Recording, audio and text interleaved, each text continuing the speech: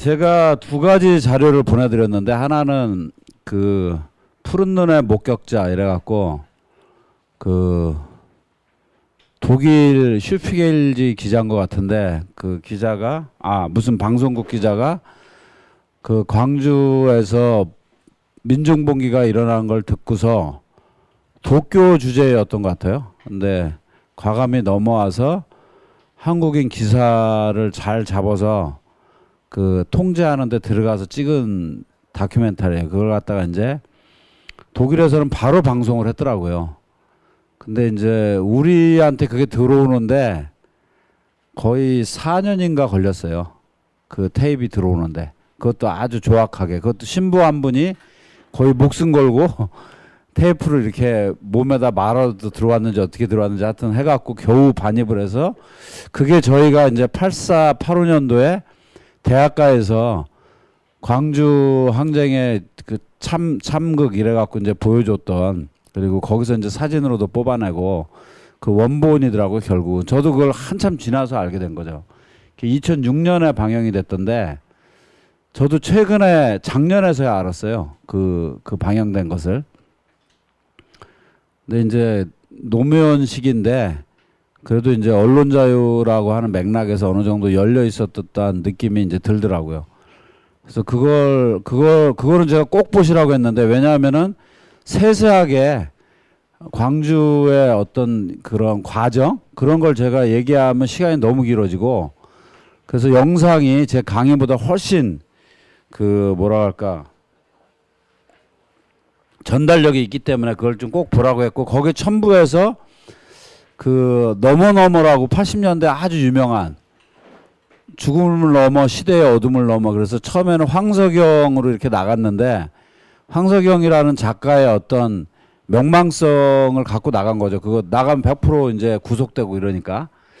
그런데 이제 결국은 뭐 여러 사람이 편집한 건데 그게 이제 일지 형식으로 광주에서 무슨 일이 있었는가, 그게 이제 첫 번째 제가 보내드린 자료였고, 안 보신 분들은 오늘 강의를 듣고 꼭 좀 봤으면 좋겠습니다. 그리고 또 하나가 이제 그 부마항쟁 10주년 기념 토론회 자료입니다.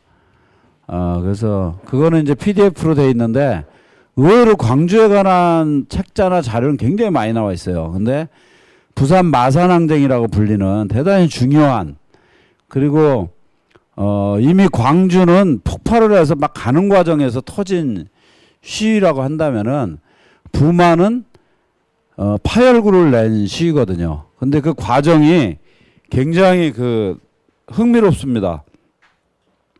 그 제가 예전에 보고 이제 최근에 오늘 이것 때문에 다시 보면서 제가 막 눈물이 나다가 또 웃기기도 하고, 그게 부마 민주항쟁의 전개 과정인데 그 자료로 치면 뭐 153페이지부터인가 152페이지부터 쭉 나오는 자료인데, 그게 이제 부산대에서 10월 15일 날 시를 기도한 사람들이 유인물을 뿌리고 10시까지 모이라고 해놓고 자기들은 10시 40분인가 나오지도 않고, 그래서 모였던 학생들이 역시 부산대는 이 모양 이 꼴이야 이러면서 이제 흩어져요, 첫날은. 근데 둘째 날 이제 그 답답한 상황을 보고 몇몇이 치고 나가면서 이제 수백 명이 모였던 시위가 점점점 커져서 17일 이때는 이제 야간 시위, 그러니까 지금 여러분들이야 이제 부산 국제영화제로 대부분 알고 있는 남포동이죠, 남포동. 거기가 이제 부산의 당시의 번화가인데 거기서 야간 시위로까지 가면서 거의 3만에서 5만 명, 학생들보다 이제 훨씬 일반 시민이 많아지고, 그렇게 되면서 이제 파출소가 불타고 굉장히 이제 시위가 확산이 되죠. 그래서 계엄군까지 투입했는데도 시위가 거칠게 확산이 됩니다.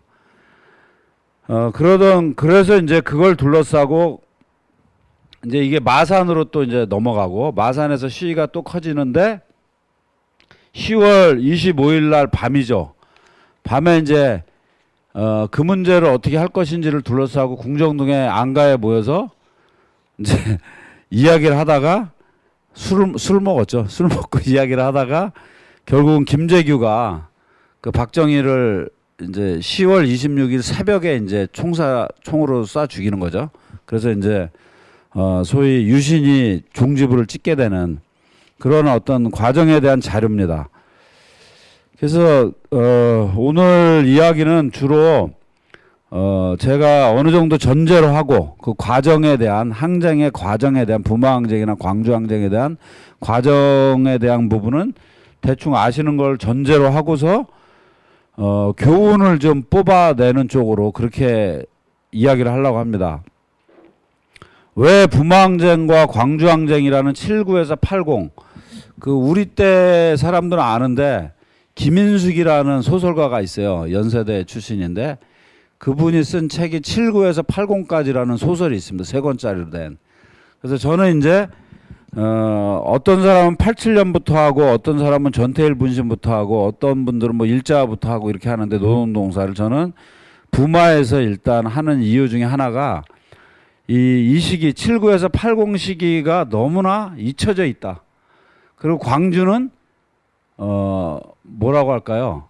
이렇게 너무 이제 부풀려지고 신격화된 거죠, 한마디로. 그래서 그 진정한 의미는 박제화된 상태고 그래서 실제 이 시기의 경험과 교훈이 우리한테 굉장히 중요한 축이라고 저는 봐요. 그리고 또 하나의 축이 6월항쟁이라고 불리는 광주, 부마에서 광주는 폭력 대 폭력이 민중들의 봉기와 지배계급의 무력적 탄압이 그대로 정면으로 충돌하면서 역사의 변화를 일으켰다고 한다면은 6월항쟁이라고 불리는 항쟁은 그런 충돌로 가기 직전에 원색적 충돌로 가기 직전에 멈췄죠. 멈춰서 타협을 했죠. 그게 이제 6.29 선언이죠. 타협이. 근데 저는 양쪽 다 우리가 투쟁하고 우리가 세상을 변화시키는 나간 데서 양쪽 다 대단히 중요하다고 봐요. 그러니까 뭐 누가 쓴 책 제목이 있지만은 좌우의 날개로 난다고 새가 이런 부마에서 광주에 이르는 대단히 격한, 물론 이거는 민중들이 스스로 내가 폭력적으로 싸워야 되겠어 이래서 채택한 건 아니에요. 그 부산항쟁에서도 부산대학교 항쟁이 그 3만에서 5만에 이르는 어떤 폭력적 충돌로 가는 과정, 그것이 이제 결국 광주로까지 가는 과정을 보면 굉장히 자연 발생적이거든요. 즉 뭐냐면은 지배계급의 야만적 폭력에 맞서서 이들도 무장하는 방식으로 가는 거지 선무장을 한 건 안 했다는 거죠. 근데 그걸 앞뒤 맥락을 딱 따버려내고 나서 폭력은 안 돼. 그런 건 굉장히 낭만적 얘기라는 거예요. 역사에 있어서는 진짜 피를 흘리는 투쟁과 그리고 개혁과 개량을 위한 어떤 점진적 노력 이런 것들이 교차되면서 변화되는 건데 너무 한쪽만 강조한다는 거죠. 과거에 80년대에는 지나칠 정도로 폭력적 혁명이 아니면은 개량이야. 이런 투쟁 형태의 절대적 의미 부여를 한 거죠. 그런 극단적인 경우는 늘 극단적으로 가요. 극단적으로 갔던 사람들이 그게 제대로 안 되면은 모든 폭력은 안 돼. 이렇게 해서 이제 우리가 싸움을 해나가고 역사를 평가하는데 너무나 중요한 한 축을 버려버린 거죠, 사실상. 광주는 신격화해서 버렸고 부마는 잊어버렸고. 그래서 그런 맥락에서 이 시기를 한번 고찰을 해봤으면 합니다. 잠깐 돌려서 제가 이제 당대 노동운동사를 이제 한다고 저렇게 웹 포스터로 안 보셔도 됩니다.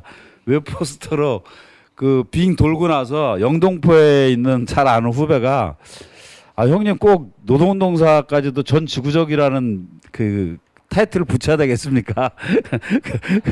당대 노동운동사인데 뭔 또 전 지구적이에요 이런 식으로 약간 이제 그 뭔가 야유 비슷한 절대 본인은 야유라고 안 하는데 내 느낌에는 그런 느낌이 왔는데 근데 제가 역으로 얘기했어요. 진짜 전 지구적으로 보지 않으면은 80년대 운동사를 이해할 수 없다. 그 이유는 80년대 운동 진영을 지배하게 되는 거는 부마와 광주의 특히 광주에서의 학살을 이제 겪고 나서 운동을 다시 시작하는 과정에서 운동 이론이 정립이 되게 돼요. 운동을 끌고 나가는 깃발 같은 이론이 정립이 되는데 그 이론은 당시에 결국 막스 레닌주의라고 하는 마르크스 레닌주의. 그러니까 그 당시에는 마르크스주의라는 용어는 거의 쓰질 않았어요. 늘 막스 레닌주의고, 그리고 방점은 늘 레닌에 맞춰져 있었죠. 왜? 막스의 이론은 너무 어려워서. 그리고 번역도 별로 안 돼 있었고. 그래서 속성으로 번역된 레닌 저작이 있어요. 세 권인데 그 시대를 겪은 분들은 야, 새삼스럽게 저 얘기가 나오네 이런 얘기를 하실 텐데, 약칭을 좋아해요. 한국 사람들이. 운동권이 특히. 그래서 화시라고 불리는 화시스 투비단, 그러니까 레닌의 유명한 1902년 저작인데, 그 무엇을 할 것인가라는. 근데 유명하긴 유명한데 제대로 읽은 사람들은 거의 없는, 자본론에 필적하는 그런 책입니다. 화. 그리고 이제 투택. 이거는 이제 두 가지 전술인데, 그 민주주의 혁명에서 사회민주주의 두 가지 전술이라는 레닌의 저작이 있어요. 이거는 1905년 혁명 과정에서 서술이 된, 그래서 이제 두 가지 전술, 투택, 택틱, 원래는 택틱이겠죠. 근데 이것까지 줄여갖고 투택으로 얘기했고, 그 다음에 하나가 이제 SR 내지 NR이라고 불리는 거는 스테이트 앤 레볼루션, 국가혁명이라는, 이걸 이제 1917년 혁명을 눈앞에 두고서 1917년 2월 혁명을 통해서 소위 로마노프 왕과 짜르 체제는 붕괴를 하고 입헌적인 이제 그 의회 정부로 가게 됩니다.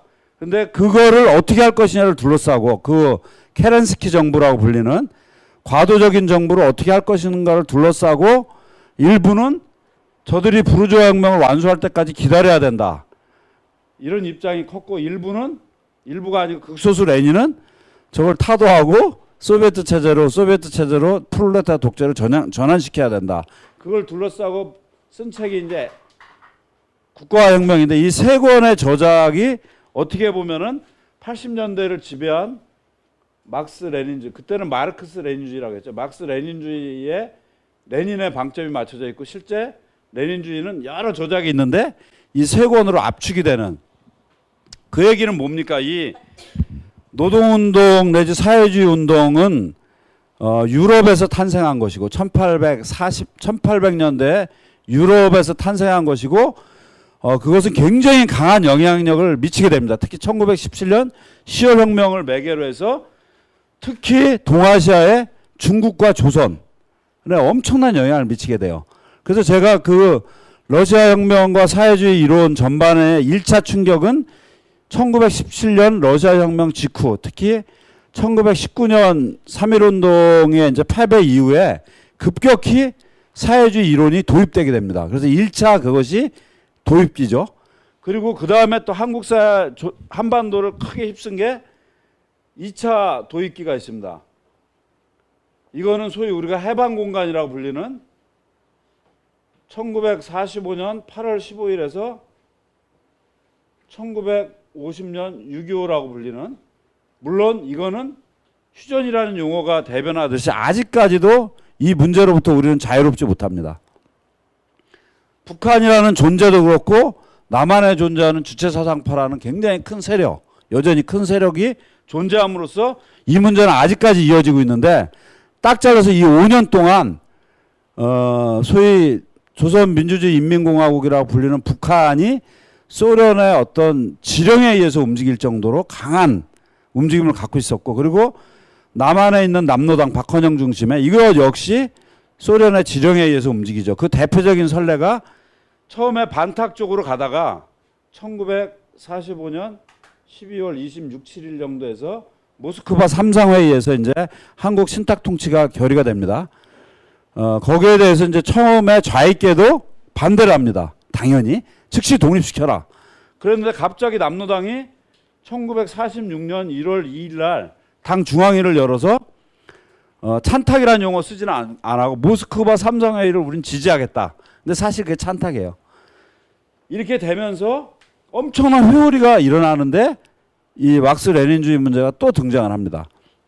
그리고 3차 시기가 오늘 얘기하는 광주항쟁의 패배 이후에 이제 기나긴 한국전쟁으로 인해서 완전히 단절됐다가 약 30년간 단절됐다가 다시 3차 부흥기를 맞이합니다.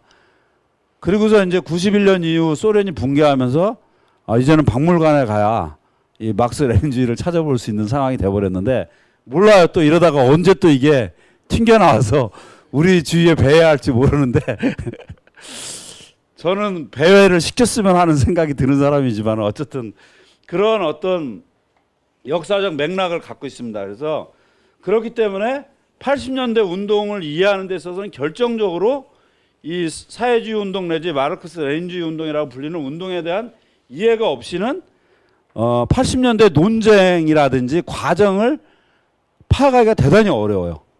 그리고 지금의 어떤 운동 담론 2011년 이후 지속되고 있는 진보 재편, 진보 대통합이라고 불리는 부분 역시 이 사회주의 운동의 한 버전은 볼셰비키형 혁명 모델이고, 그러니까 적들이 양보를 안 해? 그래서 폭력을 우리 진압해? 그럼 우리 폭력으로 맞서서 봉기로 우리는 잡아뜨리겠다. 이게 볼셰비키형 사회주의 모델이고, 하나는 사민주의 모델이 있어요. 사회민주주의적 모델이라고 하는데, 그건 뭐냐면은 베른슈타인이라는 독일의 그 유명한 이제 활동가가 운동가가 제기한 건데, 자본주의는 변했다. 더 이상 부익부 빈익부는 확대되지 않고 있다. 그래서 의회를 우리가 장악해서 점진적으로 사적 소유를 사회적 소유로 바꾸면 된다. 이게 이제 점진성을 바탕으로 하는, 그리고 평화 노선에 입각한 베른슈타인 모델인데, 이 볼셰비키 모델과 베른슈타인 모델이 양대 축을 이루고 있어요. 이들이 계속 교차하면서. 근데 진보 대통합이라고 불리는 2011년부터 지금까지도 멈추지 않고 진행되고 있는 이거는 대체적으로 민주노동당을 축으로 해서 결국은 이거는 베른슈타인 모델에 입각한 사회 변화. 그래서 여전히 자유롭지 않아요. 그래서 이제 제가 그 80년대 운동사는 전 지구적으로 고찰하지 않으면 안 된다 이런 얘기를 한 게 그냥 뻥은 아니다. 사실이고, 그걸 이해할 때만 이제 우리가 정확한 문제의식을 찾아나갈 수 있다 이렇게 봅니다. 근데 이제 제가 나름대로 이 한복판에 세월을 보냈던, 그러니까 이제 대학교 들어가기 전까지는 극단적인 반공 교육을 받아서 우리 때는 반공이라는 용어조차 식상했어요. 멸공이었어요, 멸공. 그러니까 반공은 반대한다는 거잖아요, 공산주의에. 멸공은 공산주의를 갖다가 박멸한다는 뜻이에요, 완전히. 그러니까 그렇게 성장을 했던 사람들이 제 또래들이에요. 60년대 태어난, 50년대 후반 60년대 초에. 근데 이들이 대학 들어가서 몇 달이면은 친공으로, 용공으로 바뀝니다. 거기에는 어떤 이유가 있겠냐, 이거. 선배들이 잘 꼬셔서? 절대 아니죠. 박정희라는 인물, 그리고 전두환이라는 인물이 결국 엄청난 사람을 학살했구나. 거기에 대한 어떤 충격. 그런 속에서 또 그 충격이 그대로 정지되어 있는 게 아니고, 역사로 정지해 있는 게 아니고, 예를 들면 서울대 82년 봄에는 서울대 이제 도서관 쪽에 이제 강의실이 5층에 있는 강의실이 있는데, 거기서 이제 수업을 받다가 한 200명 정도 받는 수업이었는데, 황룡화라는 사람이 광주 출신인데, 이 사람은 광주에 있으면서도 광주 상황을 모르는 경우가 많아요. 그러니까 이한열 열사, 87년 6월항쟁의 기폭제에 대한 이한열 열사도 사실은 광주 출신인데 못 나가게 해갖고 무슨 일이 있었는지 몰라요. 대학 들어와서 알고서 굉장한 충격을 받는데, 황룡화라는 사람도 그랬던 것 같아요. 그래서 이제 갑자기 수업 도중에 일어나서 뚜벅뚜벅 창문가로 걸어가더니 학살말을 처단하라고 하고 그냥 5층에서 뛰어내려 죽어버리는 거예요. 그러니까 그런 양상을 보고서 사람들이 조용할 수가 없는 거죠. 사람인 이상, 진짜. 그런 과정이 계속 이제 엮여가면서 이제 이 생각의 변화, 20년 동안 그렇게 세뇌를 받았는데도 한순간에 그것이 깨지는 그런 경험이 80년대에 있었던 거죠. 그래서 저는 요즘 메르스 관련돼서 이제 계속 TV를 보다 보니까 진짜 그 김영삼이가 세계화 어쩌고 저쩌고 하고 이건희가 마누라만 빼고 다 바꾸라. 그게 93년 정도 얘기인데, 그러면서 경쟁 만능, 당신의 경쟁 상대는 누구입니까? 이러면서 계속 밀어붙였던 언론들이 드디어 메르스를 맞이하고 나서 예, 메르스를 퇴치하기 위해서는 공동체 정신이 하루빨리 회복돼야 된다. 그런 이야기를 이제 매일매일 하고 있습니다. 근데 그런 어떤 변화라는 것들은 극한적인 데서 반전이 일어나야 돼. 근데 점진적인 것만 보는 사람들은 절망밖에 못 봅니다. 이게 문제가 깊어지면은 더 깊어질 거라고만 생각해요. 근데 세상의 이치라는 거는 그게 너무 극단화되면은 반전이 일어나게 됩니다. 어디서나. 그래서 우리가 서양 이론은 막스주의까지 포함해서 때를 기다린다는 개념이 별로 없어요. 이 사람들의 사유 방식에는 돌진이고 공격이고 당장 해결을 봐야 되고 이런 건데, 이제 제가 얘기하면서 간간히 얘기했지만 중국을 축으로 하는 이 동양이라고 불리는 동아시아 이쪽 지역은 강태공 그 낚시 강태공 설화에도 나오듯이 때를 기다린다라는 개념이 굉장히 정확하게 존재합니다. 근데 그거는 저는 대단히 중요하다고 봐요.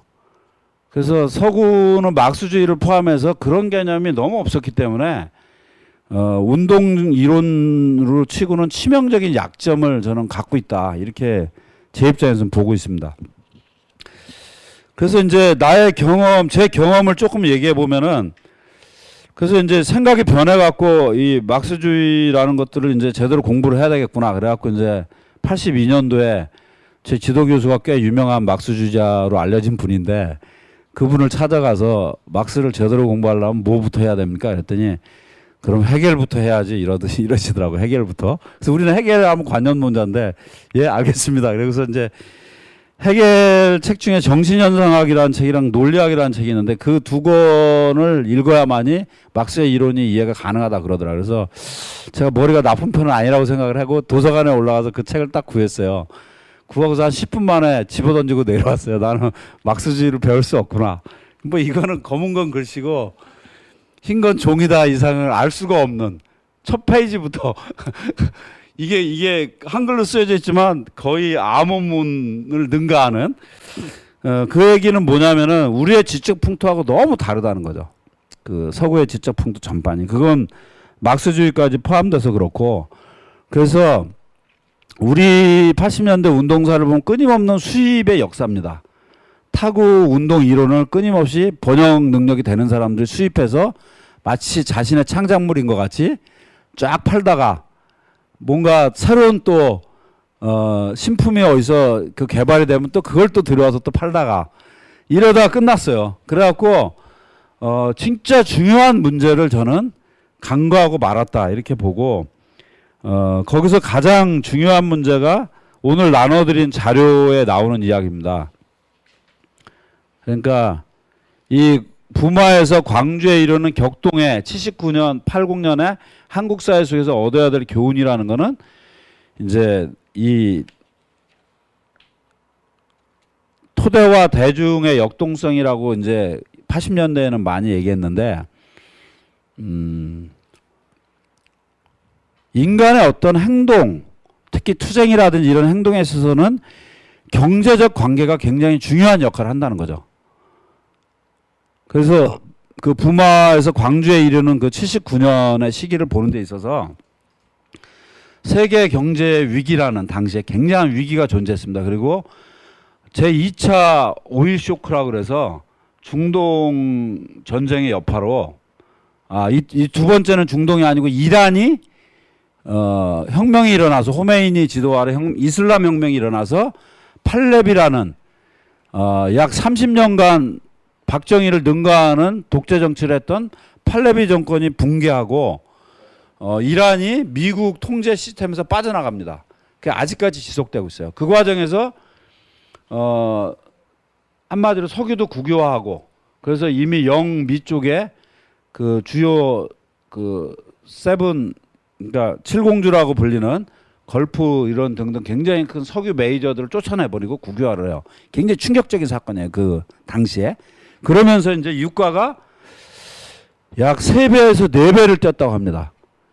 그리고 이렇게 줄을 서야 되는, 줄을 서도 주유소에 기름을 구할 수가 없는 굉장히 큰 충격파에 빠집니다. 그러니까 그런 것들이 대중에게 어떤 영향을 미친다고 보는 거죠. 단순히 지배계급의 어떠한 정치적 문제, 이런 문제만이 아니고, 그러한 부분과 그리고 대중이라고 불리는 우리가 흔히 얘기하는 이제 노동자, 농민을 축으로 하는 실업자까지 포함하는 그래서 평상시에 정치에 대해서 굉장히 냉소적이고 그리고 지배계급의 말을 잘 믿는 이런 사람들이 어느 순간에 돌변하듯이 이렇게 변화를 한다는 거죠. 그걸 이제 역동적이라고 저는 하는 거죠. 그러니까 역동성이라는 게 다이나믹하다는 게 치솟아 올라갔다 떨어졌다 하는 이런 사이클을 갖고 있다는 거예요. 근데 그런 것들을 87년 이후에 6월 항쟁 이후에는 늘 그런 것들을 제대로 된 정치 조직이 이끌어줘야만이 대중이 각성하고 변화한다 이렇게 생각을 해요. 저는 그건 대단한 엘리트주의라고 저는 봐요. 역사에 그런 경우는 거의 없어요. 오히려 정치 조직들이 늘 방해를 하죠. 대중들이 싸우러 가는 걸 막고 교란하고 이런 경우가 대다수지 그들이 고양시키는 경우는 거의 찾아보기 힘들어요. 근데 80년대에 이제 잘못된 신화가 생기면서 전위 조직이라고 부르는 지도 조직이 제대로 건설돼야만이 대중들이 혁명적으로 진출할 수 있다라는 신화가 생깁니다. 물론 앞장서서 싸우는 세력이 반드시 필요하다라는 것에 대해서는 저는 뭐 100% 동의하는데 그 부분이 과대화돼서 그런 것들이 존재하지 않으면 마치 제대로 된 운동이 일어날 수 없다. 이런 것들 또한 또 하나의 신화다. 저는 이렇게 봅니다. 그래서 이제 조금 이야기가 결론 비슷한 게 먼저 나와서 그런데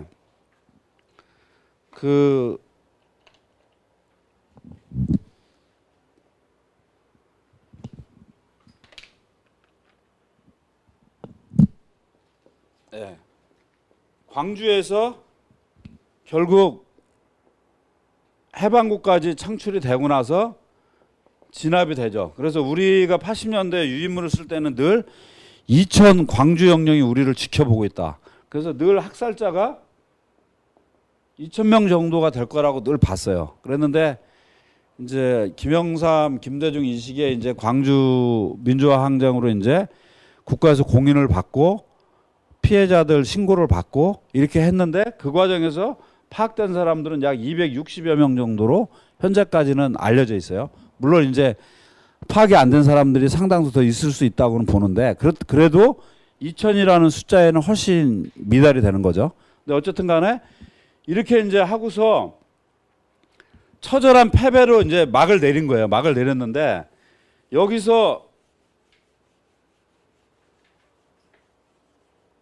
중요한 문제가 생깁니다. 그러니까 1980년 5월 15일 날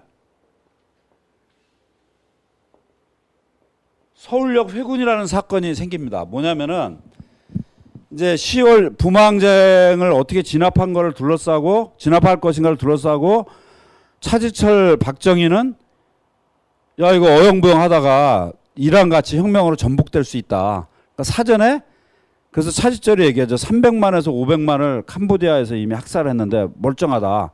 200만 명 탱크로 밀어 죽인다고 뭔 상관 있냐. 저거 저 따위로 놔뒀다가는 큰일 난다. 그러면서 김재규를 향해서 너는 평상시 뭘 했길래 저걸 못 막았냐.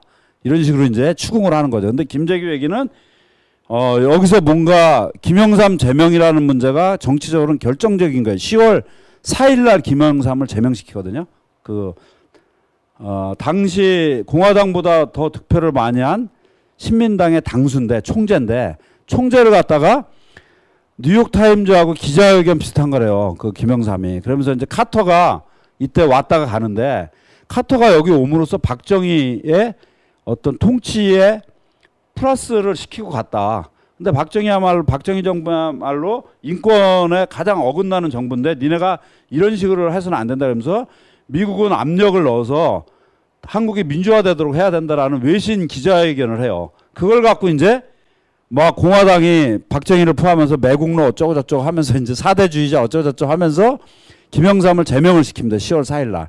그게 이제 결정적인 그 계기가 되고 그리고 이제 그 제가 보내드린 PDF 자료도 나오지만은 중화공업으로 70년대 넘어가면서 한국의 경제개발 정책이 바뀝니다. 거기에 결정적 피해자 중에 하나가 특히 부산 지역이라고 볼 수 있어요. 왜냐하면 거기는 고무라든지 경공업이었단 말이에요. 철저히 여성 노동 중심의 그런 부분이 결정타를 맞고, 그다음에 세계 경제가 급 다운이 됩니다. 현재와 같이. 그럼 물동량이 확 줄어들죠. 수출입 물동량이. 근데 부산이라는 지역은 수출입으로 먹고 살거든요. 그 부두부터 시작해서 지금이야 인천항도 커졌고 울산항도 커졌고 평택항도 커졌지만은 그때 거의 모든 물동량은 부산항하고 인천항에서 처리했어. 특히 부산항. 그런 요소들이 이제 겹치면서 학생들이 그 어리버리 학생들 그 부산대 한번 읽어보면 진짜 막 폭스도 나오고 그래요. 그 여기 자료 꼭 한번 읽어보세요. 이 어리버리 학생들이 시위를 하는데 그게 엄청 커져갖고 그래갖고 이제 밤에 그 대규모 시위로 가면서 그걸 진압을 둘러싸고 이제 자기들끼리 이제 죽인 거죠. 근데 제가 요번에 읽으면서 다시 보면서 이제 일부 좀 민주적이고 진보적인 사람들이 김재규에 대해서 우호적인 사람들이 굉장히 많거든요. 어쨌든 박정희를 죽여서 유신을 끝장냈다. 이런 측면에서. 근데 제가 요번에 읽으면서 그 다시 한번 이렇게 시뮬레이션을 해보니까 아씨 김재규가 그때 박정희를 안 죽였으면은 진짜 우리가 이승만 끌어내리듯이 팔레비 쫓아내듯이 그렇게 박정희를 충분히 보내버릴 수 있었는데 그러면 그 위에 전개 양상이 완전히 달라졌을 텐데 이 얼뛰기 새끼가 괜히 쏴 죽이는 바람에 지 딸에는 뭐 좋은 일 하려고 한 것 같은데 근데 진짜 김을 빼는 역할을 한 거죠. 한마디로 전열을 정비할 수 있는. 그래서 제가 볼 때는 만약이라는 게 역사에서 참 그렇지만 김재규가 박정희를 죽이지 않고 이걸 둘러싸고 차지철 박정희파가 이겨서 막 이제 밀고 들어왔으면은 일시에 폭발할 가능성이 상당히 컸다는 생각이 들더라고요. 근데 어쨌든 간에 그런 과정을 통해서 일시적으로 수습이 되면서 이제 내부 권력 투쟁을 하죠. 그게 12.12 사태고 그래서 전두환을 따라서 별들 소장들이 별 4개짜리들을 다 쫓아내면서 이제 권력을 장악을 한 거죠. 그런데 이제 80년 3월에 대학이 개강하면서 이제 유신 잔당들이 다시 복귀했다. 뭐 전두환이야말로 박정희의 양자니까. 그래서 이제 이거를 끌어내려야 된다면서 학생 시위가 서울의 봄이라고 해서 굉장히 거칠게 진행이 됩니다. 막 10몇만씩 모이고 그리고 노동 쪽도 굉장히 크게 노동운동이 활성화돼요. 그동안 눌렸던 것이 터져 나오면서 엄청나게 활성화됩니다. 그러고 가는데 그래서 이제 서울역에서 5월 15일 날 각 대학에서 학내 집회를 하고 우르르 몰려 나와서 서울역에 모여요. 근데 그게 한 10만이 넘었을 거야 아마.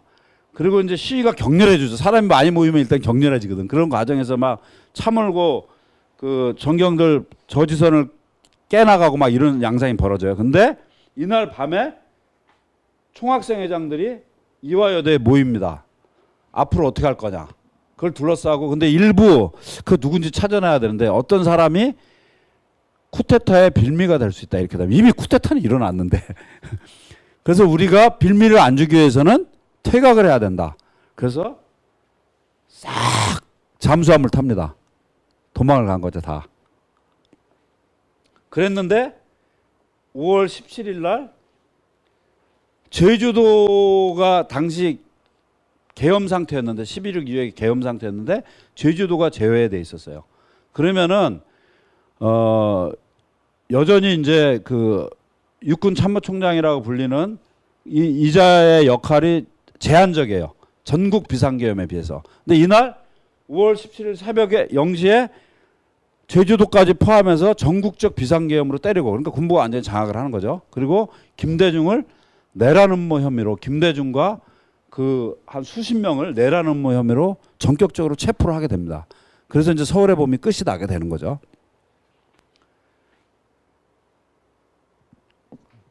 그렇게 해서 이제 대다수는 이제 도망을 가고 그런 상태에서 김대중이가 이제 구속된 상황에서 내란 음모 그리고 그러니까 이때 적용한 법이 요번에 이석기라는 국회의원 통진당 이 사람한테 적용을 한 거죠. 그러니까 이게 벌써 몇 년입니까? 35년 만인가 4년 만에 이 법을 제기를 한 건데 어쨌든 이렇게 해갖고 이제 광주에서만 고립된 전남대생들의 시위가 진행이 되고 다 서울은 다 도망가 버리고 다 숨어 버리고 광주에서 진행이 되는데 첫날부터 착검을 하고 진압을 하기 시작합니다. 그 5월 18일 날 그렇게 되고 그래서 5월 19일 날 시민들이 가세를 하면서 결국 대규모 학살과 충돌이 일어나면서 그건 이제 다큐멘터리에 자세히 나오죠. 그렇게 되면서 그 결국은 광주항쟁이 진행되는데 그 과정에서 소위 수수파가 등장을 합니다. 그러니까 신군부에 전두환을 추구하는 신군부가 니네 무기를 다 반납하고 하면은 선처해 줄게.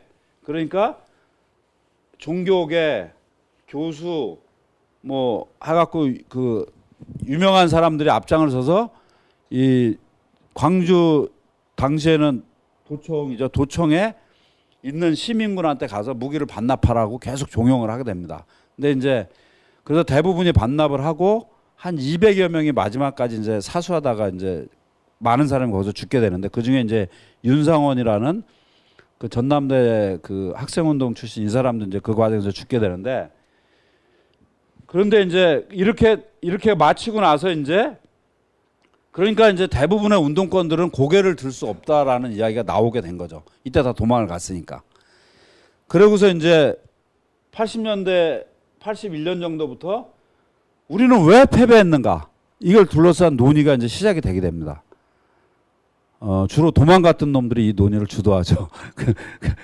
그 얘기는 결론적으로 좀 많은 한계를 가질 수 있다는 얘기도 되는데 어쨌든 간에 그 진정성은 믿어야 되겠죠. 이 사람들 참 그 내가 그때 도망가게 참 참여를 하면서 근데 여기서 나온 얘기가 결국은 학생운동은 제한적이다.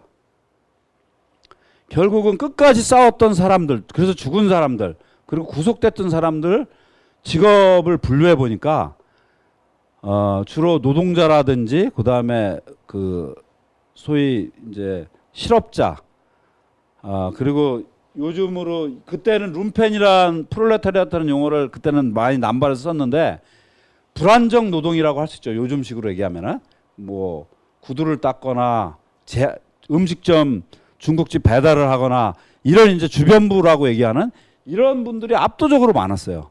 그래서 이제 결론이 어떻게 났냐면은 맞아. 이 지식인들은 안 돼. 그래서 이제 노동자, 농민 등 민중이 운동의 주체가 돼야 된다. 그런 이제 결론이 나오게 되고 그래서 이제 70년대에 민주화 중심의 운동이 아닌 그럼 노동자들의 세상이 되는 세상은 뭘까? 이런 쪽으로 이제 접근을 하게 되니까 노동자의 철학이 있죠. 노동자의 사상이. 크게 국제적으로 공인된 건 마르크스주의죠. 그러니까 이 광주에서의 패배 속에서 평가 속에서 그 한국전쟁 이후 절멸됐던 막스주의가 대중적으로 부활하는 거예요. 물론 언더서클로 뭐 서울대라든지 여기저기에 그 공부하는 팀들은 계속 있었대요. 근데 대중성을 전혀 갖지 못하고 있었던 거죠. 그리고 겉으로 표명도 안 되고. 근데 이 계기를 통해서 마르크스주의가 등장을 하게 됩니다. 근데 80년대 마르크스주의는 마르크스 레닌주의였다는 거. 이게 이제 어떤 또 다른 측면이라고 할 수 있는데 어쨌든 이런 교훈이 창출이 되게 됩니다. 그러면서 이제 현장 이전이라고 하는 노동자 농민 속으로 들어가서 조직해서 이들이 변혁의 혁명의 주체가 돼야 된다라는 이론이 이제 이 광주의 어떤 부마에서 광주에 이르는 시기에 대한 평가 속에서 하나가 도출이 돼요. 그리고 또 하나는 왜 광주만 고립되었는가? 물론 광주가 완전히 고립된 건 아니었어요. 목포라든지 그 일대, 전라남도 일대, 화순 이런 데하고는 뭐 걔들 계속 막긴 막았지만은 소통을 하긴 했어요. 하지만 진짜 좁혀진 거죠, 광주로. 그래서 결국은 깨진 건데 그거는 결국 전국적으로 동시에 봉기를 일으킬 수 있는 조직이 부재했다. 그러니까 고립 분산돼 있었기 때문에 우리가 깨진 거다. 그러면 평상시에 전국을 포괄하는 조직이 있으면은 그 조직이 앞장을 서서 서울에서도 들고 일어나고 부산에서도 들고 일어나고 그러면은 뭐 군대가 60만이라고 하지만은 일반 군인이 민간인 진압하는데 쓸 수는 없잖아요. 결국은 특전사 내지 해병대 이런 특수 작전에 투입되는 애들인데 그게 그렇게 많지 않아요. 뭐 한 6, 7만 정도 될까? 그리고 이제 전경 한 8만. 이거는 6월 항쟁 때 동시다발로 6월 20일시인가 보면은 제가 그 울산에 내려가서 물어보면은 없었대요. 울산 지역 같은 경우는 전경이 거의 없었대요. 그러니까 대도시 차출돼 갖고. 그러니까 동시 발생이 일어나면은 진압이 불가능한 건 분명하죠. 그래서 결국은 전위 조직, 비합법적인 전위 조직, 공개적으로 만들면은 무기징역 내지 사형이니까 비공개 전위 조직을 만들어야 된다. 이게 당이죠, 당. 이게 또 하나의 교훈이 됩니다. 그리고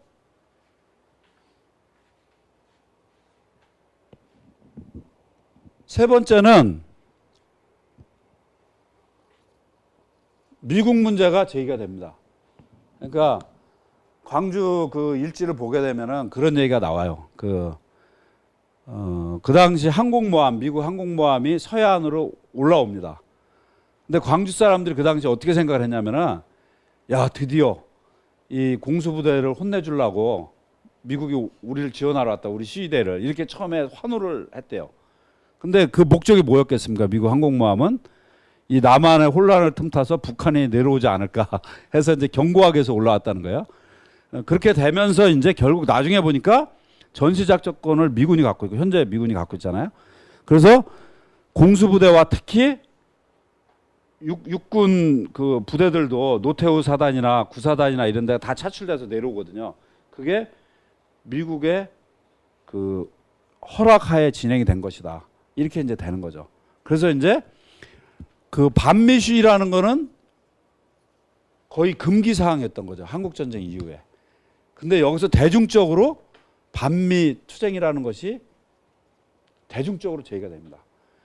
이게 이제 소위 우리가 광주를 매개로 해서 일어난 큰 매너죠. 여러 가지 있지만 사건이죠. 그래서 81년에 그 광주의 일단의 학생들이 광주 미문화원을 점거해서 불을 지릅니다. 근데 언론을 완벽하게 통제해서 하나도 보도가 안 됐고, 그 일으킨 사람, 불을 냈던 사람들이 아씨 이거 보도도 안 되네 이렇게 돼갖고 82년에 여기도 왔다 가신 그 부산의 일부 고신대 학생을 축으로 하는 일부의 학생들이 부산 미문화원에 방화를 하게 됩니다. 이게 다 광주를 알리기 위해서 한 거죠. 근데 여기는 지난번에 사진이 없었기 때문에 한 사람이 그 문화원을 안 들어가고 문화원이 잘 보이는 데서 사진을 찍어갖고 그걸 이제 배포하면서 이제 알려지게 되는데, 근데 불행히도 부산 미문화원에서 그때 그 그림 전시회 중이었고 거기에 그림을 보러 왔던 동아대생인가가 불에 타서 죽습니다. 그러니까 이제 정권 입장에서는 호기가 된 거죠. 그래서 뭐 거의 처음에 사형 선고까지 갔었어요. 근데 무기로 감형되고 어쩌죠 해서 한 10몇 년 만에 이제 나오게 되는데, 어쨌든 그러한 것들이 생기면서 급격히 반미 무풍지대였던 남한이 반미 투쟁의 핵심적인 지역으로 이제 자리를 잡게 됩니다. 근데 불행히도 35년이 지났지만 여전히 주한미군이 우리의 명주를 좌지우지하고, 그래서 메르스 때문에 완벽하게 묻혔지만은 탄저균이 우리는 몰랐어.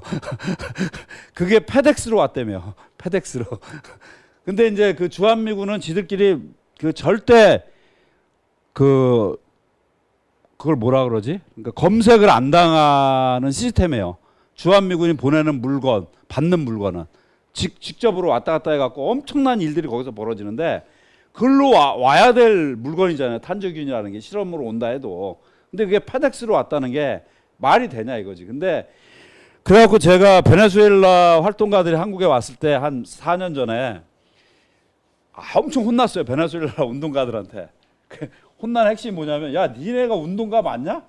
어떻게 주한미군이 아직까지도 저렇게 버젓이 니네 틀어지고 있는데 그거 쫓아내지도 못하면서 운동한다고 왔다 갔다 하냐. 그래갖고 엄청나게 욕먹은 적이 있어요. 자기들 상식으로는 이해가 안 된다는 거야. 니네들 상태가 이해가 안 된다. 어떻게 그러고도 밥을 먹고 잠을 자고 사냐. 그래갖고 우리는 만성화돼갖고 미안하다. 만성화돼서 우리 특별한 그게 없다. 그랬더니 진짜 한숨을 쉬더라고, 베네수엘라 운동가들이. 그래서 이제 이 세 가지가 이제 계기가 되면서 결국은 아까 초장에 얘기했지만은 이제 막스 레닌주의라는 그런 이제 이론이 한 10여 년간 그 한국 사회의 지식인이라고 불리는 단위들을 휩쓸게 되고, 그리고 또 그 중간에 87년 노동자 대투쟁이 터지면서 대공장 대기업에서 이제 그 다음번에 이제 그 자세히 이제 울산 현대엔진을 축으로 해서 좀 해보고 싶은데, 그들한테도 영향이 미쳐진 거죠. 물론 이제 역사서라든지 읽기 쉬운 방식으로 이제 그 전달은 됐지만은 이 사유 체계가 어쨌든 많은 노동자들하고도 결합이 되게 됩니다. 그렇지만은 91년 12월에 소련이라고 불리는 그 국가, 사회주의 국가가 붕괴를 하면서 너무나 짧게 그 찾아왔다가 이제 또 온데간데 이제 없이 현재 사라진 그런 이제 양상이 된 거죠. 그래서 이제 이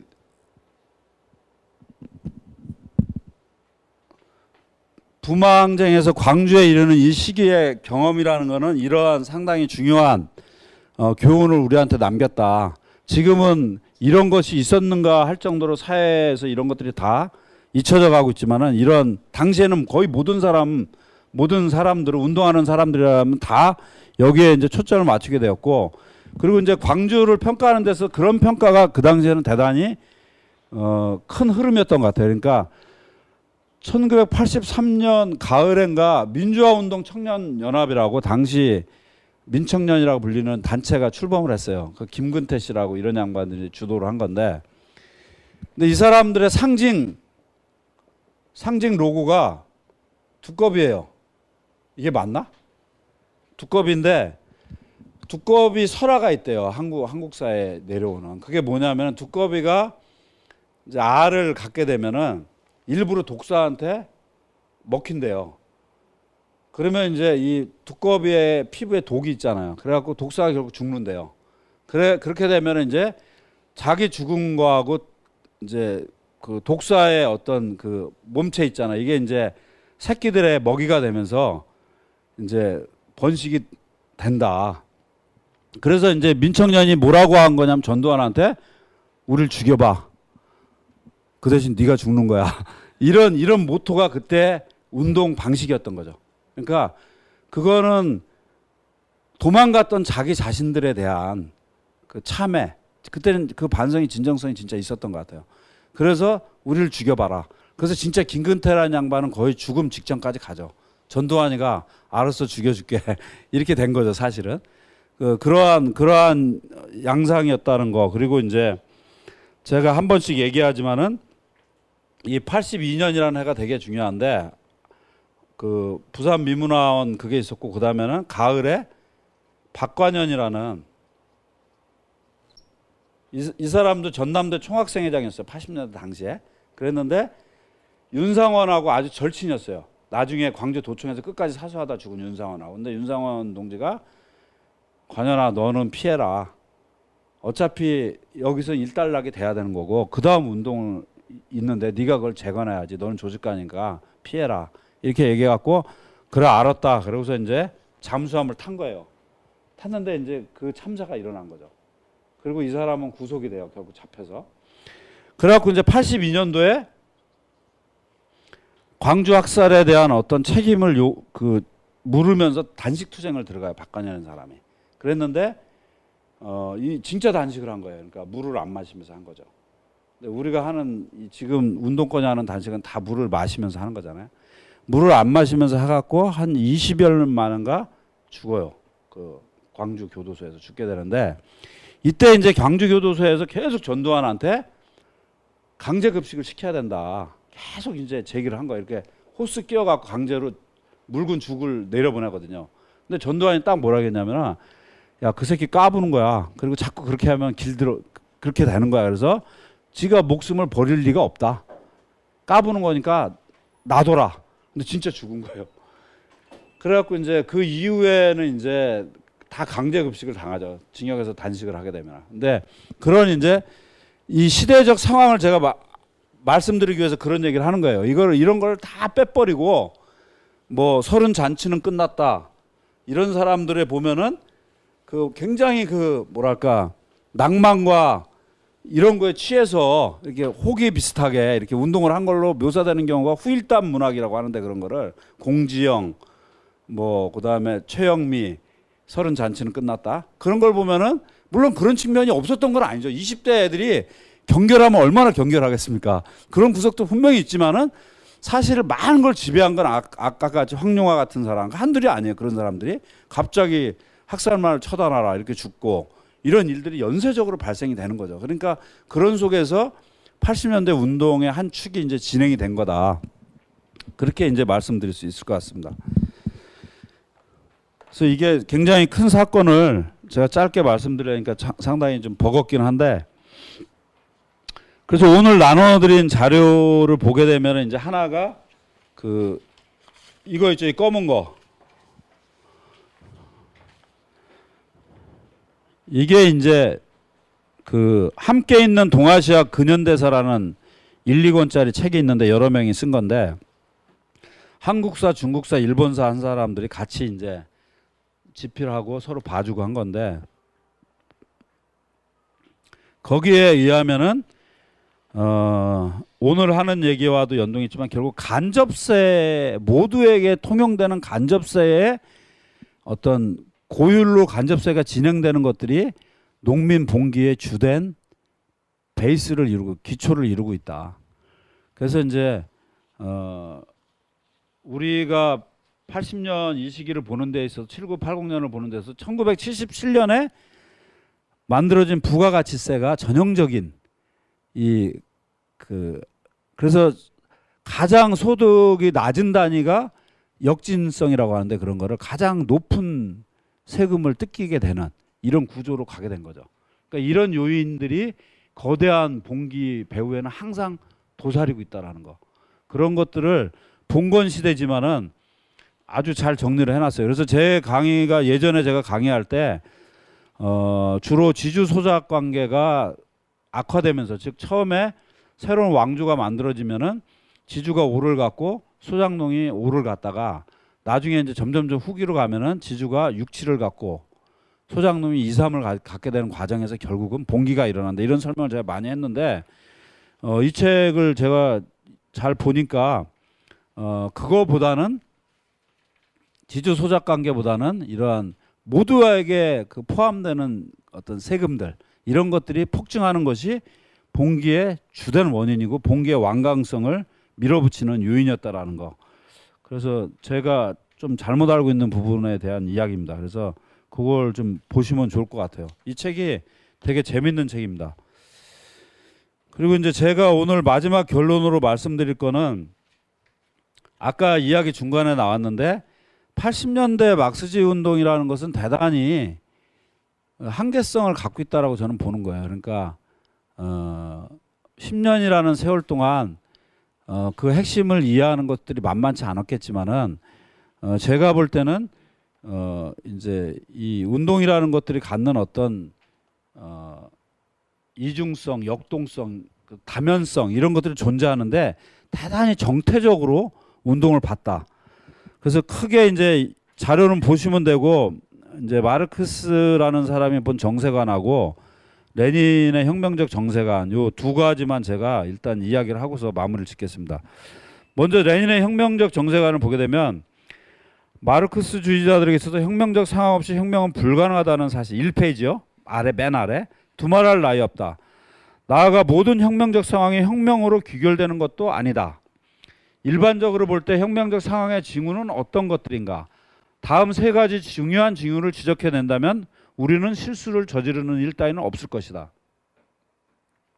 첫 번째가 지배계급이 어떤 변화를 모색하지 않고서는 더 이상 지배가 불가능할 때, 어떤 형태로든 상층 계급들 사이의 위기, 즉 피억압계급의 불만과 분노가 터져나오는 균열로 나아갈 지배계급의 정책상의 위기가 존재할 때 혁명이 발생하기 위해서는 보통 하층 계급이 과거의 방식으로 사회를 거부하는 것만으로는 불충분하며 상층 계급이 과거의 방식으로 살 수 없게 되는 것도 또한 필요하다. 그래서 이걸 갖다가 중국사를 전공한 상명대학교 교수 조관이라는 사람은 난자 상작이라고 아주 재밌는 표현을 썼더라고요. 제가 한자는 잘 모르지만 대충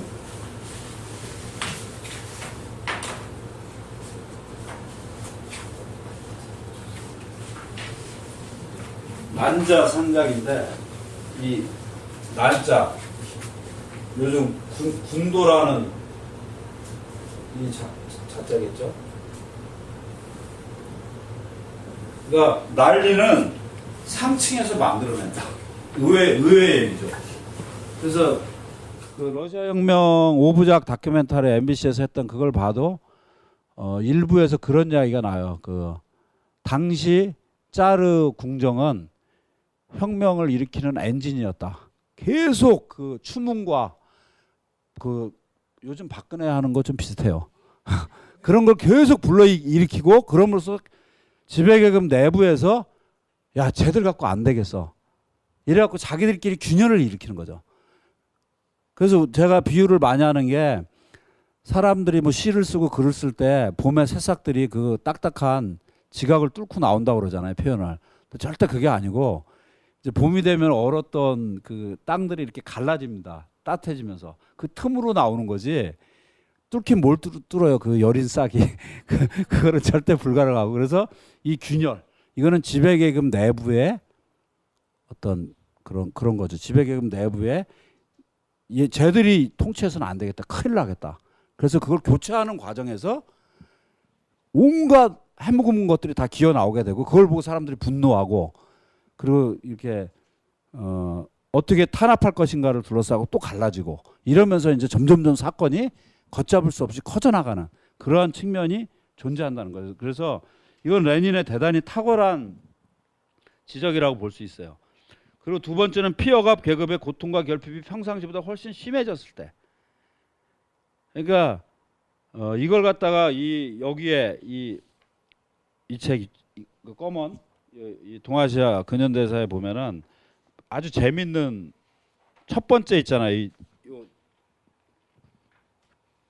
맨 앞장에 오른쪽 보면은 봉기가 일어나는 경우는 일부 지역에서 줄 거놨죠. 중간에 농촌 주민들은 마치 물속에서 물이 턱 밑까지 찬 상태로 서 있는 거죠.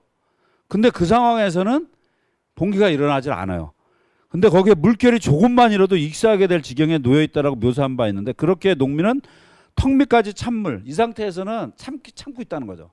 근데 거기 조그만 물결이 탁 쳐서 꼴깍꼴깍 할 때 야 이래 사느니 죽더라도 싸워야 되겠다 이렇게 되면서 이제 대규모 봉기가 발생이 된다는 얘기인데 이게 레닌 얘기하고 아주 그 유사한 부분인 것 같아요. 그래서 이 사람들 전공이 완전히 다르고 하나는 혁명가고 하나는 역사 공부하는 사람들인데 난을 연구하다 보니까 아주 비슷한 이야기를 하고 있습니다. 그리고 세 번째 그래서 여기도 앉아 계신 우리 선배님 한 분이 그 5월 폭동설을 제기했으나 불발에 그치고 말았는데 그 담배값 인상으로 인해서 그 5월에 결국 폭동이 일어날 거다 그런 이야기가 있었는데 점점점 누적되고 있겠죠. 그리고 세 번째는 위의 원인들의 결과로서 대중들의 활동이 상당할 정도로 증가할 때 대중은 평상시에는 별다른 불평 없이 강탈당하지만 격변기의 모든 종류의 위기 상황과 상층 계급들 그 자체의 독자적인 행동으로 나아간다. 이거는 아까 말씀드린 제가 그 부마 항쟁에서 부산대 학생들이 이제 했던 요거예요. 그러니까 부마 민주 항쟁의 전개 과정인데 이걸 보면은 이 세 번째 항목이 너무나 맞아떨어진다는 생각을 할 거예요. 진짜 어리버리한 애들이 나서서 하기 시작했는데 이게 점점점 커져갖고 나중에 이제 걷잡을 수 없는 상황으로까지 이제 진행이 되게 되는데 이러한 이야기는 이제 마르크스라는 사람이 독일 이데올로기라는 초기 저작. 그러니까 마르크스 살아생전엔 출판이 안 됐고 소련에서 1930년대 출판했으나 그게 영어본으로 번역돼서 사람들한테 전달되기에는 1970년대나 지나서 나온 책이 있어요. 독일 이데올로기라고 너무나 중요한 책인데 거기에 보면은 혁명은 혁명 자체가 기관차다라는 표현이 나와요.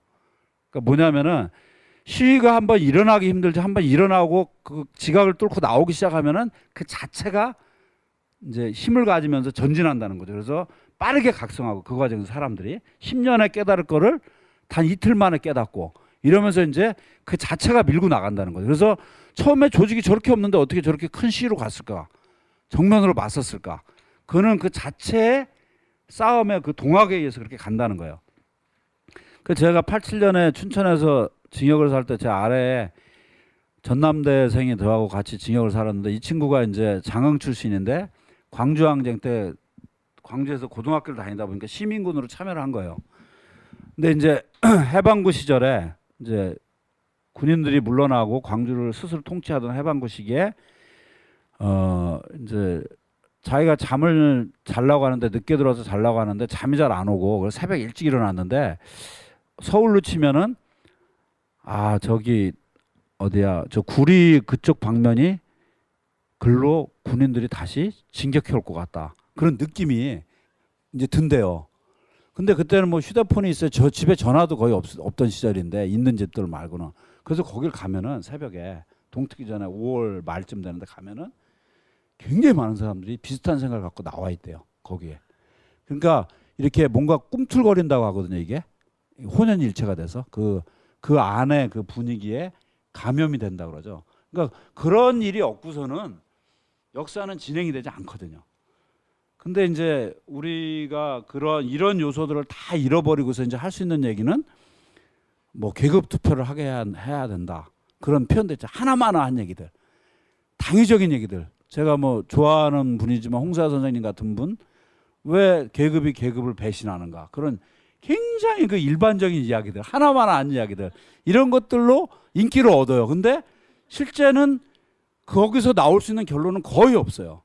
엘리트적 교양만이 존재하죠. 그 세계에서. 근데 어제까지 진짜 세상 물정을 몰라 보였던 하지만 그들은 몸으로 깨닫고 있다는 거예요. 의식은 지배계급의 모든 여론을 장악해서 어렸을 때부터 그렇게 세뇌시켜오고 언론도 다 장악했기 때문에 그들의 머리는 평상시에 따라가죠. 지배계급의 요설에 끌려다니죠. 하지만 몸속에서는 생활하고 하면서 계속 부딪히잖아요. 이 징그러운 세상. 근데 머리는 그 징그러운 세상에 복무하는 쪽으로 살다가 어떤 균열이 일어나고 터져 나오면은 한순간에 이 사람들이 변화가 되는 거죠. 비약적으로 사람들이 바뀌거든요. 그 요소를 우리는 계몽과 의식화만 하면 된다고 생각하는 거예요. 하지만 제가 이런 교육이나 이런 쪽에 제가 굉장히 집중하는 사람이지만은 저는 절대 그렇지 않다. 물론 이런 노력은 한 축에서 굉장히 진행이 돼야 돼요. 하지만은 일반적인 대중들이 동일한 방식으로 어떠한 의식, 사회 변화에 대한 의식을 가질까? 그건 아니라는 거예요. 그걸 제대로 우리가 알 때 이 문제에 대한 역동적 대응이 가능한데 우리는 그거에 대해서 너무 무지하다는 거죠. 그런 부분에서 이제 80년대는 그래도 이런 고민을 어느 정도 했었다는 거예요. 근데 이제는 완전히 사라졌죠. 그리고 레닌에서 1페이지에서 이제 그 레닌이 또 정리한 거예요. 마르크스가 한 얘기를 그 두 번째 단락. 그때 모든 계급과 모든 나라들이 정태, 즉 정적인 상태, 고정된 상태가 아니라 동태, 다이나믹하다는 거죠. 동적인 상태에서 말하자면 정지 상태가 아니라 운동에서 고찰된다.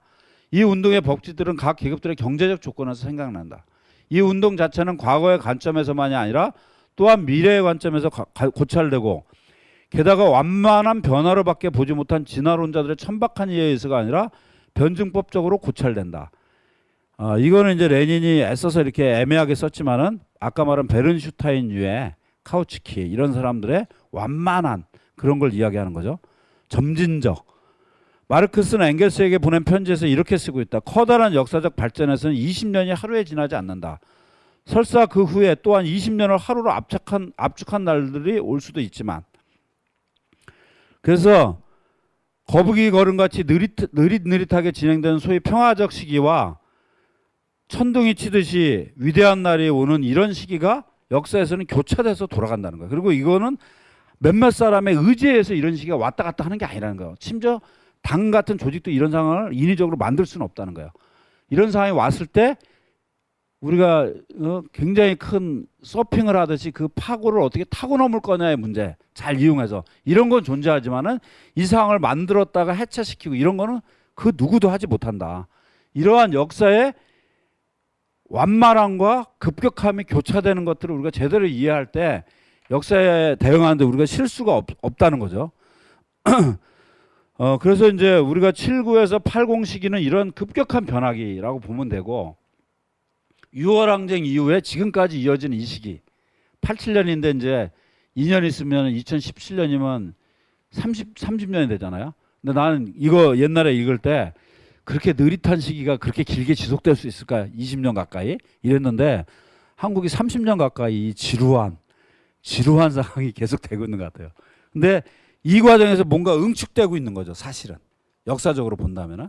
그러다 그것이 어떤 계기를 만나면 그 응축된 힘이 이제 폭발하게 되는데, 그래서 제가 처음에 얘기했지만은 세상을 혁명적으로 변화시키려고 하는 사람들한테 가장 큰 문제는 지배계급이 아니다. 지배계급은 때가 되면은 스스로 혁명의 엔진으로서 유감없이 자기 역할을 한다. 근데 내부에서 김을 찰라고 하면 빼고 찰라고 하면 빼고 하는 그런 단위들이 존재한다. 그들에 의해서 에너지가 응축되지 않으면서 계속 산발적으로 나가게 되면서 이 지리한 내일이 없어 보이는 이런 시기가 지속되고, 이러한 지루함의 끝에는 늘 전쟁과 혁명이 기다리고 있다. 그래서 그 1차 세계대전 직전의 독일 상황을 묘사한 책자를 보면은 우리 사회 지금 분위기가 상당히 비슷하더라고요. 다 지루해하고 뭔 사건이 없을까 이런 이제, 그런데 전쟁이 터진 거죠 거기서 독일에서는. 그리고 전쟁의 포화에 휩쓸려 들어가면서 약한 고리였던 러시아에서 이제 혁명이 발생하게 되는. 그래서 전쟁과 혁명이라는 것은 거의 쌍생아 같이 이렇게 붙어 다닌다는 거고, 그 밑에는 공황이라는, 자본주의에서 공황이라는 문제가 연동돼 있죠. 그래서 이런 부분들에 벌어지는 여러 가지 일들과 정치 영역에서 벌어지는 선거 등등 복잡한 그리고 일상적인 작은 움직임들, 이런 것들이 어떻게 보면 역사에서는 서로 이렇게 왔다 갔다 하면서 상호적이면서 세상의 변화가 일어나는데, 이 급격한 변화를 꿈꾸는 사람들은 저 같은 스타일이죠. 이 완만한 작은 움직임에 대해서 굉장히 경시합니다. 기질적으로. 그러지 않으려고 많은 노력을 하지만 기질적으로 경시하고, 그리고 작은 변화에 목매는 사람들은 이 커다란 변화에 대해서 전혀 역사의 현실로 존재하고 지금 어디선가 이런 커다란 격변이 응축되고 있을 수 있는데 그런 것에 대해서 100% 무시해버립니다. 그래서 그런 부분에서 우리가 문제를 좀 봤으면 하고, 제가 오늘 나눠드린 자료에는 제가 나름대로 그 오랫동안 고민하면서 그 정리해 놓은 이런 문제에 대한 그 레닌, 막스, 그다음에 로자 룩셈부르크, 그리고 이제 동양으로 오면 순자, 그다음에 우리 홍길동전의 저자인 허균, 이런 사람들이 이제 오늘 제가 강의한 주제와 연동되는 것들을 모아놨습니다. 마지막으로 로자 룩셈부르크가 한 얘기를 마지막으로 인용하고 끝을 내겠습니다. 2페이지 아래 보면은 맨 밑에 바로 위 보면 여기에 나는 서 있다. 이게 로자 룩셈부르크가 징역에 있으면서 자기를 엄마처럼 따르는, 사실 로자는 아이가 없었어요. 근데 운동으로 보면 한참 어린 세대한테 쓴 글이에요. 다른 아무것도 나는 할 수 없다는 나의 생각에 대한 너의 반대는 그렇다고 하자. 그러나 민중은 그와 같은 영웅적 태도를 보이기에는 너무 약하고 겁이 많다. 그러니까 로자가 대중에 대한 낙관성이 굉장히 넘치는 사람인데 민중은 약하고 겁이 많다고 그래요. 우리는 원칙상 서서히 그러나 확실하게 대중의 약점에 우리의 전술을 적용시켜야 한다는 말과 같다. 나의 귀여운 딸아, 너는 얼마나 역사에 대한 편협한 견해를 가지고 있는지. 좀 로자도 꼰대 짓을 하고 있죠 지금. 인간의 심리만큼 가변적인 것은 없다. 특히 대중의 심리는 모든 잠재적 가능성, 죽음과 같은 고요, 포효하는 폭풍, 가장 비열한 비겁함, 그리고 가장 거친 영웅주의를 내포하고 있는 것이다. 대중은 항상 주어진 역사적 조건에 따라서 변하며 항상 의외의 양상을 보이는 것이다. 형편없는 선장만이 바다 표면의 일시적 현상에 따라 항로를 잡으며 바닷속과 하늘의 징표로부터 폭풍이 일어날지 안 일어날지 알아내려고 하지 않는 것이다. 나의 귀여운 딸아, 대중에 대한 실망이야말로 정치 지도자가 가질 수 있는 가장 치욕적인 태도일 것이다. 참으로 위대한 지도자는 대중들의 일시적인 심리에 따라서 전술을 책정하는 것이 아니라 역사의 필연적 발전 법칙에 따라 전술을 책정하는 것이다. 그는 모든 실망에도 불구하고 자신의 전술을 견지하며 역사로 하여금 자신을 완전히 성숙하도록 하는 것이다. 물론 아주 좋은 로자의 글이지만은 뒷부분에 보면 그 로자 역시 당시에 그 역사에 대한 진보사관이라고 하는 그런 터무니없는 거에 로자 역시 그 시대의 인물이기 때문에 붙잡혀는 있어요. 무슨 역사에 무슨 필연적 법칙이 어디 있어요. 근데 이제 이렇게 이제 쓰고 있는 거죠. 근데 그래서 우리가 어떤 일반론은 경계해야 된다는 거예요. 그러니까 사람이라는 거는 자기 자신도 그렇지만은 뭐 어느 날 갑자기 로또를 맞았어요. 그럼 하늘이 다 내 것 같다가 또 어떠한 작은 사건 하나에 한 방에 또 사람은 무너지잖아요. 그게 인간인데 그 인간에 대해서 인간은 늘 어때? 늘 영웅적이야. 늘 비겁해. 이런 것들이 과연 가능하냐 이거죠. 그래서 그러한 사람들이 어떤 때는 격하게 움직이고 어떤 때는 그렇게 허균 호민론에 나오지만은 항민이라는 사람들은 뼈 가죽이 뜯겨 나가도 꼼짝을 못 한다는 거예요. 그런데 그런 것들이 어디서 오는가?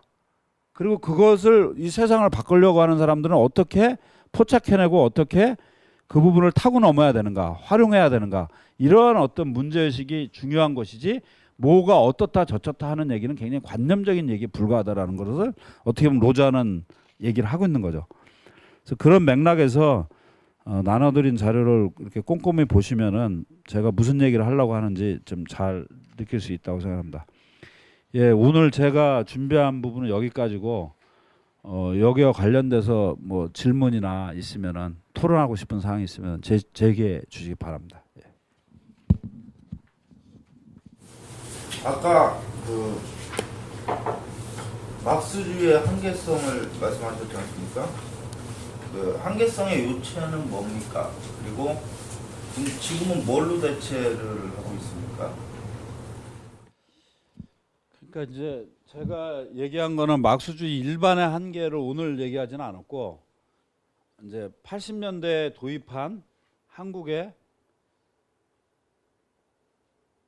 막스주의는 맨 마지막에 제가 얘기한 이 부분에 대해서 간과했다. 그래서 지금 막스가 써놓은 걸 레닌이 얘기하고 있지만은 거북이 같이 느린 시기와 폭풍이 치다는 격렬한 시기가 역사는 교차되는데 폭풍을 치는 격렬함만 좋아하는 사람들은 그것만으로 세상을 다 재단하고 그리고 느리고 완만한 변화를 꿈꾸는 사람들은 그것만 또 매달려 있고 근데 역사는 양자를 다 제대로 활용할 때 이 지긋지긋한 자본주의를 극복할 수 있는데 어느 한쪽으로 끊임없이 우리는 선택하고 있다. 그게 우리 80년대 막스주의를 받아들이는 데 결정적인 문제다.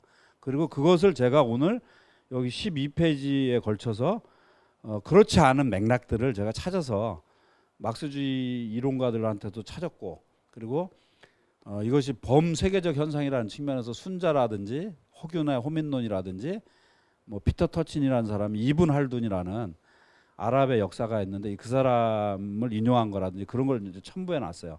그것이 이제 제가 보는 핵심이고 막스주의 자체는 그런 유명한 말이 있어요. 마르크스가 살아생전에 자기가 사는 집에 이렇게 같이 사는 놈이 하나가 나는 마르크스주의자다라고 하면서 막 떠들고 돌아다녔나 봐요. 그래서 마르크스가 걔를 보고 나서 나는 마르크스주의자가 아니다. 그러니까 없다라는 거예요. 푸코하고 동일한 맥락이 있어요. 마르크스라는 사람 뭐냐면은 일반론적인 건 없다는 거예요. 늘 그 시대와 조건 속에서 어떠한 그래서 어떤 때는 막대기가 왼쪽으로 구부러져 있으면 오른쪽으로 좀 당겨야 되는 거고 왼쪽으로 구부러지면 오른쪽으로 당겨야 되는 거고 이런 게 이론의 역할인 거지 어떤 절대적인 진리 그런 거 존재하지 않는다. 그리고 자기 이론 끊임없이 변하고 있다. 그러니까 그런 맥락인데 막스가 죽고 1883년에 막스가 죽는데 이때 엥겔스도 같이 죽었어야 되는데 엥겔스는 1895년에 죽는데 약 12년간 이 엥겔스가 모든 교과서를 만듭니다. 그래갖고 자기 절친이 해놓은 성과를 갖다가 다 무력화시켜요. 이 양반이 근데 우리는 막스 앵겔스를 엄청난 우정이고 어쩌고 저쩌고 하는데 교과서로 만듭니다. 이 범생이가 완전히.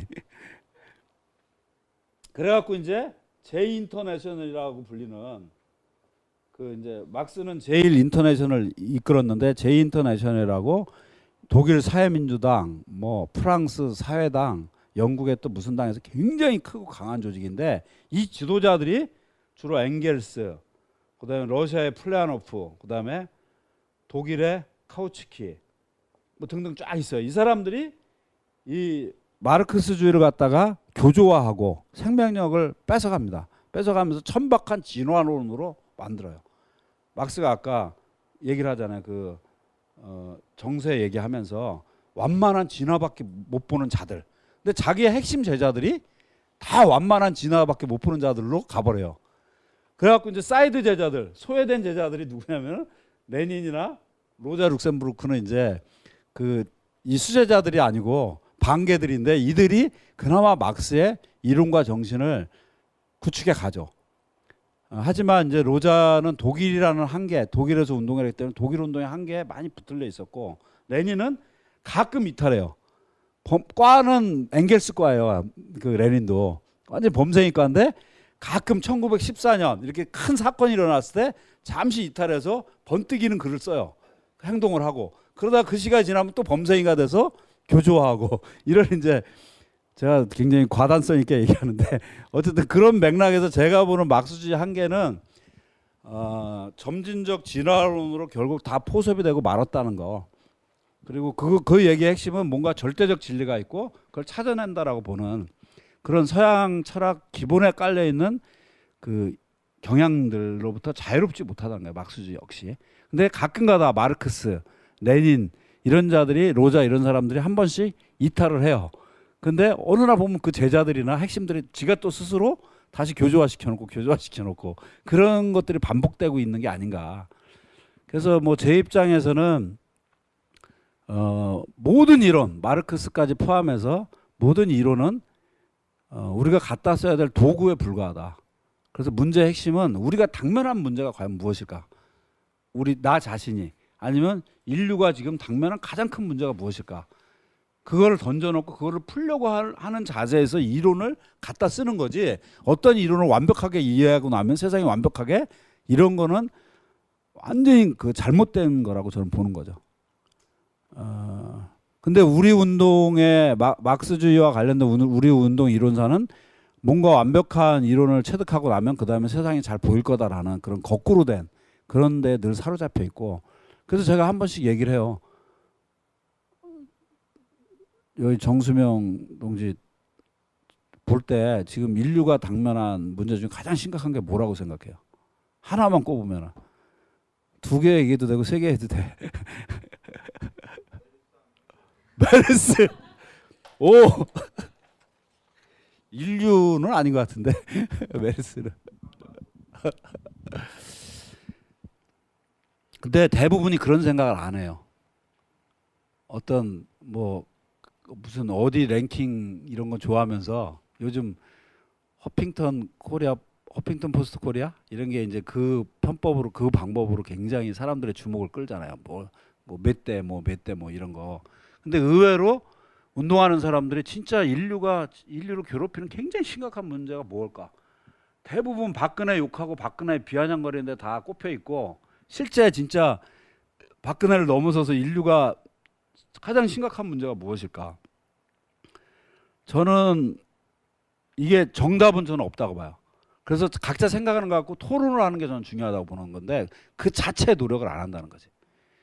그러면은 그거는 우리 선배들하고 똑같은 길을 가는 거예요, 결국은. 그래서 저는 뭐로 생각하냐면은 굉장히 빠른 그 생산 과학기술의 발달과 그것이 생산에 적용됨으로써 생기는 엄청난 실업 사태. 이 문제에 우리 모든 문제들이 난 여기서 거의 다 파생되고 있다 지금. 이 문제가 어디서 왔을까? 심지어 이 문제도 박근혜 때문이라고 얘기 안 하겠죠. 어디서 왔을까 이게? 그리고 이것의 끝은 과연 무엇일까? 인간이 가만히 있을 때, 인간이 근데 가만히 있을 인간들이 아니잖아요. 에? 이게 계속되면 어떻게 되겠어요? 지금 70억인데 제레미 리프킨이라는 아주 뛰어난 노동의 종말을 쓰고 이런 사람이 예측하기에는 2025년 10년 후면은 농업까지 포함해서 500만 정도면은 인류가 먹고 입고 할 걸 다 할 수 있을 정도로 자동화가 된다고 보는 거예요. 그냥 놔둬버리면은. 그러면 이 사람들을 도대체 어떻게 할 거예요? 그래서 옛날에 영화가 있었죠. 제가 90년대 본 영화 같은데 이런 쓰레기들을 모아서 지하 세계를 만들어서 거기다 다 가둬놓더만 못 나오게. 데몰레이션 맨인가? 어쨌든 그게 어떻게 기억나지 내가. 그러니까 이거 진짜 끔찍한 일이 사실 진행되고 있는 거거든요. 그러니까 인류가 생산할 능력이 모자라서 받는 고통이 아니고 지금 고통은 생산하는 능력은 너무 넘치는데 일자리는 끝없이 줄어드는 이게 가속이 붙었다는 거고 지금 문제는 이 문제로부터 이러한 문제를 어떻게 풀 것인가에 대한 고민이 없이 뭐 이렇게 하면 우리나라 좋아져요 이런 게 과연 가능하냐 이거예요. 우리나라만 빠져나가서 뭐 진보적인 사람이 권력을 잡으면은 그 산무 시리즈 있잖아요. 무상교육, 무상의료 뭐 이런 거 하면 우리나라 진짜 좋아질 것 같아요? 진짜 가능할 것 같아요? 저는 그렇지 않다고 생각해요. 그러한 노력은 분명히 필요한 노력이지만은 그거보다 더 큰 문제가 우리를 목죄고 있다 지금. 그리고 그건 또 반전이 일어난다. 그 문제는 우리를 목 조르고 있는 측면이 있지만은 그걸로 인해서 우리가 인류가 좋아질 수 있는 근거도 또 존재한다. 그 엄청난 생산력 밑에는 이 양면성이 있는 거죠 사실은. 그런 것들을 우리가 다 볼 때 어떤 문제를 풀 수 있다고 저는 이제 그렇게 생각을 해요. 근데 누군가 여기서 아니야 메르스가 더 큰 문제야. 이게 번져봐. 그러면 진짜 이제 저기 인구가 급강하겠죠. 그래서 일자리가 많이 늘어날 수도 있어요. 그런 얘기로 한 건 아니겠지만. 예, 또 질문 있으면.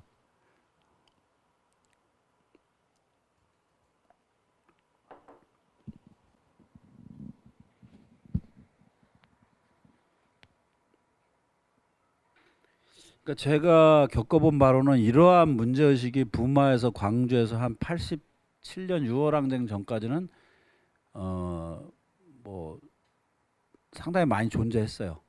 근데 6월 항쟁에서 부분적 승리를 거두고 나서는 이러한 요소가 다 사라지고 그래서 이렇게 점진적 변화로 모든 게 이제 해결이 되는 거죠. 그리고 그거는 끝없는 엘리트들, 명망가들의 의존하는 운동으로 그것이 보수든 진보든 다. 그러니까 젊은 친구들이 별 매력이 없는 거예요. 이 운동에 대해서. 아니 젊은 친구들 보면 저자들이 공범인데 진보든 보수든 나라를 이꼴로 만든 공범들인데 뭐 저게 잘났다고 저렇게 떠들어다니냐. 그러니까 운동에 대해 관심이 없는 거예요. 그래서 옆으로 가서 일베에 많이 들어갔죠. 근데 그거는 해결책이 아니에요. 일베로 가는 거는. 근데 그 심정은 이해가 된다는 거예요. 그 사람들이. 자기들의 가려운 부분을 긁어주니까. 그리고 분노케 하니까. 근데 굉장히 도덕적이잖아요. 그 운동권 진보 명망가들께서는. 짜증나는 거죠. 내가 왜 저 꼰대들한테 또 소리를 또 들어야 되나. 그래서 어떤 그런 지적질이 아닌 어떤 자기가 못 봤던 세계, 아 세상 역사라는 게 이런 식으로 반전에 반전을 거듭하는구나. 이런 속에서 어떤 문제를 바라보게 하고 이래야 되는데 도덕적으로 니네 왜 이렇게 살아? 니네는 계급을 배신하고 있어. 너 처지를 봐봐. 네가 그런 생각해서 되겠어. 막 이런 얘기만 하니까 굉장히 사람들이 짜증이 나는 거예요. 이 젊은 친구들일수록 이 진보 나리들한테는 짜증이 나는 거예요. 이게 계속. 예, 저도 그 중에 하나일지 모르는데 과감하게 얘기를 해봤습니다. 예, 없으면 마치도록 하겠습니다. 예, 수고하셨습니다. 네.